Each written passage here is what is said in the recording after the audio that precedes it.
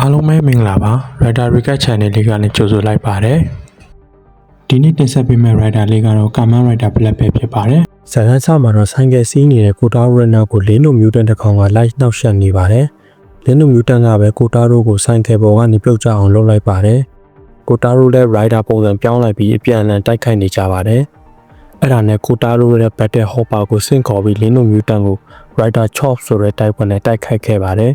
Writer Chop ဆိုတာကတော့ Writer ရဲ့တိုက်ကွက်အသစ်တစ်ခုဖြစ်ပြီးအရန်မှာကြော်တဲ့စတီးကိုတောင်ဖြတ်နိုင်တယ်လို့ဆိုထားပါတယ်။အဲဒါနဲ့လင်းတို့မြူတန်လည်းအထိနာသွားပြီးရက်ကန်နဲ့ထွက်ပြေးသွားပါတော့တယ်။နောက်တစ်ခါမှတော့လင်းတို့မြူတန်ကခေါ်ကုန်းစခန်းကိုပြန်ရောက်နေခဲ့ပြီးဝေယုံဖြူရီရဲ့ဆဲဆိုခြင်းကိုခံနေရတာပဲဖြစ်ပါတယ်။ဝေယုံဖြူ၃ယောက်နဲ့ Command Writer Black ကိုဘယ်လိုပုံစံနဲ့နှင်းရမလဲအကြံထုတ်နေခဲ့ပါတယ်။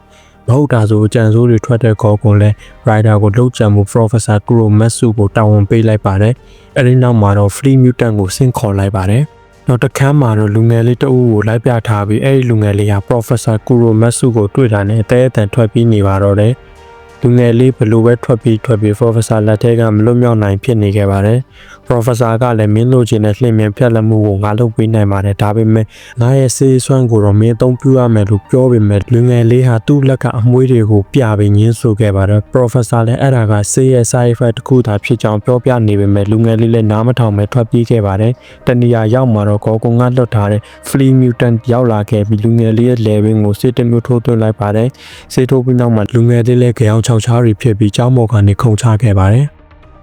်အဲဒီနောက်မှာလူငယ်လေးရဲ့နောက်ကျောင်းကိုလိုက်ပြထားပါတယ်အဲဒီလူငယ်လေးကဆိုင်ကယ်မောင်းပြိုင်တဲ့ကစားသမားတအုပ်ဖြစ်ပြီးသူ့ရဲ့နာမည်ကတော့ဟာယာမီပဲဖြစ်ပါတယ်ဟာယာမီဟာသူပြိုင်တဲ့ပြိုင်ပွဲတစ်ပွဲမှာရှုံးခဲ့တဲ့အတွက်မချေမနှက်ဖြစ်နေခဲ့ပါတယ်နောက်တနေ့မှာတော့ Professor Kuromatsu ဟာသူ့စီကိုစိုက်မြင့်ရောက်လာခဲ့ပြီးပြောင်းလဲမှုတွေလိုချင်ရင်ကဘာပေါ်မှာအများဆုံးဆိုင်ကယ်သမားဖြစ်ချင်သူ့စီလာခဲ့ဖို့ကန့်လှမ်းခဲ့ပါတယ်နောက်တစ်ရက်မှာဟာယာမီလည်း Professor စီရောက်လာခဲ့ပြီး Professor လည်းသူ့ရဲ့ရုံးခန်းထဲကစမ်းသပ်ခန်းစီခေါ်သွားခဲ့ပါတယ်။စမ်းသပ်ခန်းထဲမှာတော့ Professor လည်းသူ့ရဲ့မူလပုံစံကိုပြောင်းလဲလိုက်ပြီး steroid ဆိုတဲ့ဟော်မုန်းကိုထိုးသွင်းပေးခဲ့ပါတယ်။ဒီနေရာမှာ steroid ဟော်မုန်းဆိုတာကိုပြောပြရရင်အဲဒီဟော်မုန်းကလူသားတွေအတွက်ဆရာထက်သန်မှုလန်းဆန်းမှုတက်ကြွမှုကိုပေးနိုင်တဲ့ဟော်မုန်းတစ်မျိုးပဲဖြစ်ပါတယ်။လူတွေရဲ့ခန္ဓာကိုယ်ထဲမှာသဘာဝတိုင်းတွေ့ရတတ်ပြီးမနက်ပိုင်းမှာအများဆုံးထွက်တဲ့ဟော်မုန်းတစ်မျိုးလည်းဖြစ်ပါတယ်။ဒီဗီဒီယိုကိုကြည့်နေတဲ့ပေါ်ရာတွေထဲမှာမနက်ပိုင်းစောစောထားတတ်တဲ့သူတွေရှိရင်သတိထားမိနိုင်ပါတယ်။စောစောထားတဲ့သူတယောက်ဟာမနက်ပိုင်းဆိုလန်းဆန်းတက်ကြွပြီးစိတ်ကြည်လင်မှုကိုရရှိနိုင်ပါတယ်။ဟော်မုန်း level ဟာမနက်9နာရီ10နာရီလောက်ဆိုကြာသွားတတ်ပြီး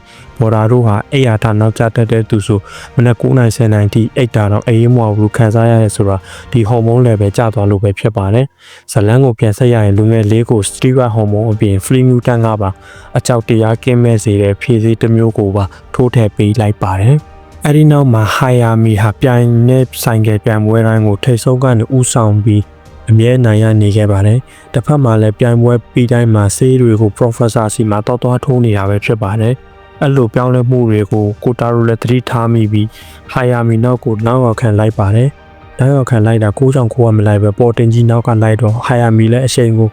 အမြဲဆုံးမြင့်တင်ပြီးခြေရာဖြောက်သွားပါတော့တယ်။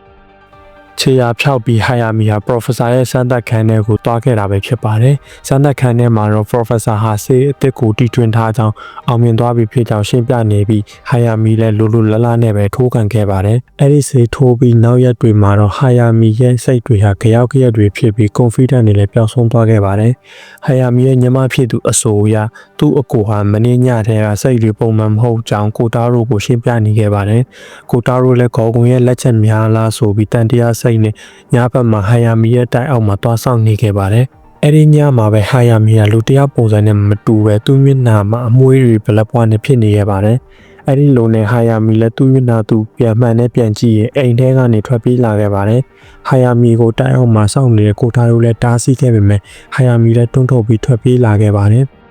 ဟာယာမီဟာ Professor ရဲ့စမ်းသပ်ခန်းကိုထွက်ပြေးလာခဲ့တာဖြစ်ပြီးစမ်းသပ်ခန်းထဲမှာတော့ဟာယာမီလည်းတတဝါတကောင်ပုံစံပြောင်းလဲသွားပြီးအသိစိတ်တွေလည်းလွတ်ကထွက်ပြေးလာခဲ့ပါတယ်။ထွက်ပြေးလာတဲ့လမ်းမှာကိုတာရိုနဲ့တွေ့ပြီးကိုတာရိုရဲ့နောက်ကလိုက်ဖမ်းมาတော့တယ်။ဟာယာမီလည်းထွက်ပြေးရင်6ကမ်းမနာကိုရောက်มาတော့ခုန်ချခဲ့ပါတယ်။ကိုတာရိုလည်းအချိန်မီဘဲကမှမသိတဲ့တစ်ပင်ကျိုးကိုယူပြီးဖမ်းနိုင်လိုက်ပါတယ်။ဟာယာမီလည်းအပေါ်ကိုရောက်လာချိန်သတိလစ်နေခဲ့ပြီးကိုတာရိုလည်းအတင်းနှုတ်နေခဲ့ပါတယ်။ အဲ့ဒီချိန် Flea Mutant ကရောက်လာခဲ့ပြီးကိုတာရိုအလစ်မှာ Professor တီထွင်ထားတဲ့စိတ်ချဟော်မုန်းကိုထိုးထည့်ပေးပြီးတောထဲထွက်ပြေးသွားခဲ့ပါတယ်။ကိုတာရိုလည်းနောက်ကလိုက်ဖမ်းမဲ့အလုံးမှာဆေးစွမ်းပြလာပြီးကြောက်စိတ်တွေလွှမ်းမိုးလာခဲ့ပါတယ်။အဲ့ဒါနဲ့ Flea Mutant လည်းကိုတာရိုကိုတတ်ဖို့ပြင်နေချိန်ကိုတာရိုရဲ့စိတ်ထဲမှာသူ့ရဲ့မွေးစားအဖေတိတ်ဆုံးခဲ့တာကိုပြန်မြင်အောင်မိပြီးထိုးထားတဲ့ဟော်မုန်းဆေးအရှိန်လည်းပြတ်ပြဲသွားခဲ့ပါတယ်။အဲဒီနောက်မှာကိုတာရိုလည်းကာမန်ရိုက်တာ Black ပုံစံပြောင်းလဲခဲ့ပြီး Flea Mutant နဲ့စတင်တိုက်ခိုက်ပါတော့တယ်။ Flea Mutant ဟာလှုပ်ရှားမှုမြန်ဆန်ပြီးအဝေးကနေခုန်ပြန်နိုင်တာကြောင့် Rider လည်းတိုင်ပတ်နေခဲ့ပါတယ်။အဲ့ဒါနဲ့ Rider လည်းသူ့မျက်လုံးထဲကနေ Marty Eye မှုကိုဖွင့်လိုက်ပါတယ်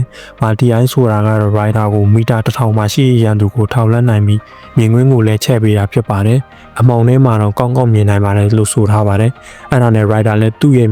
Marty Eye ရဲ့စွမ်းနဲ့ Flea Mutant ကိုမိသွားပါတော့တယ်။ Rider လည်းသူ့ရဲ့ Rider ပုံနဲ့အဆုံးသတ်လိုက်ပေမဲ့ချက်ကောင်းကိုမထိပဲချက်တော့ကိုသာထိသွားပါတယ်။အထိနာသွားတဲ့ Flea Mutant လည်းထော်ကျိုးနဲ့စက်မခုန်နိုင်တော့ပါဘူး။အဲ့ဒါနဲ့ Rider လည်းထားမထားပဲ Rider Kid နဲ့ Mutant ကိုဆုံးသတ်ပေးလိုက်ပါတယ်။ Rider လည်း Hayami ကိုခန်းခေါ်ရင်ပြန်လာခဲ့ပါတယ်။ခေါ်ကိုနူရဲ့ရုံးခန်းမှာတော့ Rider ဟာဟော်မုန်းကို overcut လုပ်နိုင်ခဲ့ပြီး Flea Mutant ကိုနိုင်ယူနိုင်ခဲ့တဲ့အတွက်လူဆိုးတွေရဲ့ logic အတိုင်း Professor ကိုပြစ်တင်နေခဲ့ပါတယ်။အဲဒီနောက်မှာတော့ Hayami ရဲ့ဆိုင်ကယ်လေ့ကျင့်နေရာကိုလိုက်ပြထားပြီးဒီတစ်ချိန်မှာတော့ Hayami လည်းအကောင်းဆုံးလေ့ကျင့်နိုင်ခဲ့လို့သူညမလည်းပျော်နေခဲ့ပါတယ်။သူတို့မောင်နှမ2ယောက်ကိုကြည့်ပြီးဂျိုကိုလည်းသူ့ကို Nobuhiko ကိုတတိယသွားတာကိုကိုတာရိုလည်းတတိထားမိသွားပြီးဂျိုကိုကိုနှစ်သက်ရင်ကာမရာတာ Black အပိုင်းလေးကိုလည်းဆုံးသက်ထားပါတယ်။